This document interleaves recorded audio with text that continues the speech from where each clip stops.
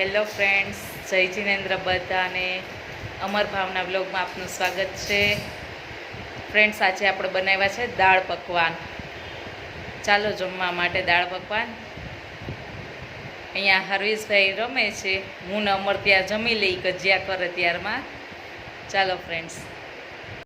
So friends, તમે જોઈ શકો, જો હરવીશ રમે છે, જો એની પાસેથી એના પર્સ લઈ લે ને તો એ આપણને જમવાય નહીં દે, એટલે મેં શાંતિથી ને નહીં પર્સ આપી દીધું છે કે એની રીતે દહીંમાં રાખે.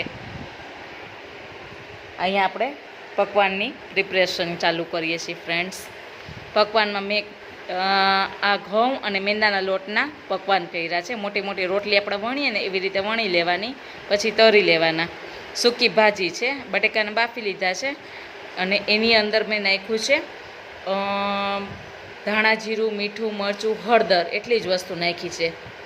અને આ છે આપણી દાળ, જે દાળ પકવાનમાં ફેમસ દાળ છે. અમારે તો જો વઘાર ન હોય, અમારા સૌરાષ્ટ્રમાં દાળ પકવાનમાં દાળમાં ઉપર વઘાર નથી રેડતા. અહીંયા બરોડામાં બધા દાળમાં ઉપર વઘાર રેડે છે. આ ચણાની દાળ છે, આમાં હળદર અને મીઠું નાખીને બાફી લેવાની રહેશે. ગ્રીન ચટણી છે, લીલું મરચું, ધાણા અને મીઠું, અને થોડાક સિંગદાણા નાખી લીંબુ નાખીને બનાવી છે. આ ખાટી ચટણી છે, અને આ પ્યાજ છે. આની અંદર મીઠું, મરચું ને લીંબુ નાખ્યું છે. આ ખાટા મરચાં બનાવ્યા છે, જે દાળ પકવાનમાં બહુ જ સરસ લાગે, ટેસ્ટી. હવે આપણે પકવાન બનાવવાની તૈયારી કરીએ છીએ ફ્રેન્ડ્સ. સો ફ્રેન્ડ્સ, આપણે પકવાનની અંદર પહેલાં નાખીએ છીએ ભાજી. અહીં બરોડામાં પકવાન ખાવા જાવ ને તો ભાજી ન મળે, ખાલી દાળ જ નાખે. આપણે દાળમાં પકવાનમાં તો પહેલાં ભાજી જોઈએ. હવે આપણે એની અંદર નાખીએ છીએ આપણે દાળ.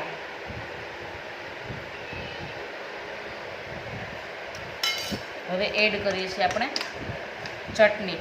આમાં ગાર્લિક ચટણી પણ તમે એડ કરી શકો છો, લસણની ચટણી મેં એડ નથી કરી, લસણની ચટણી અને મીઠી ચટણી. આ છે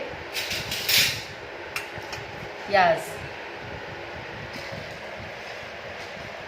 અને સાથે મરચાં. સો ફ્રેન્ડ્સ, આપણો દાળ પકવાન રેડી છે. જેને જેને ભાવતું હોય તે આવો મારા ઘરે જમવા.